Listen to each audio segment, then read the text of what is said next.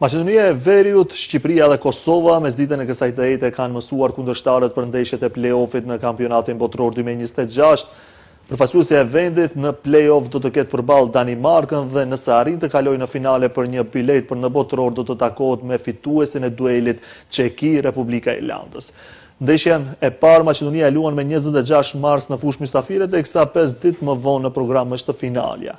Ndërkohë Shqipëria do t'i matë forcat me Poloni dhe nëse te i kalon këtë pengesë përballet me fituesin Ukrainë-Suedi. Në anën tjetër Kosova u shortua me Slovakinë dhe në rast kualifikimit në finale takohet me Turqinë ose Rumaninë. Për Maqedoninë, kjo është hera e dytë që do të luajë në fazën e play-offit për botror, teksa Shqipëria dhe Kosova janë në këtë fazë për herë të parë në histori. Në fakt, para është që jam I lumtur që jemi në short për play-offin e Kupës Botës.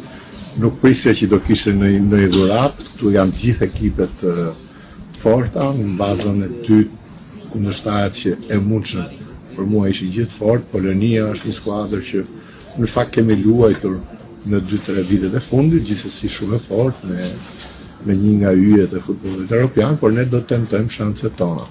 Duhet përqendrohemi maksimalisht tek Polonia, të shpresojmë për ta kaluar.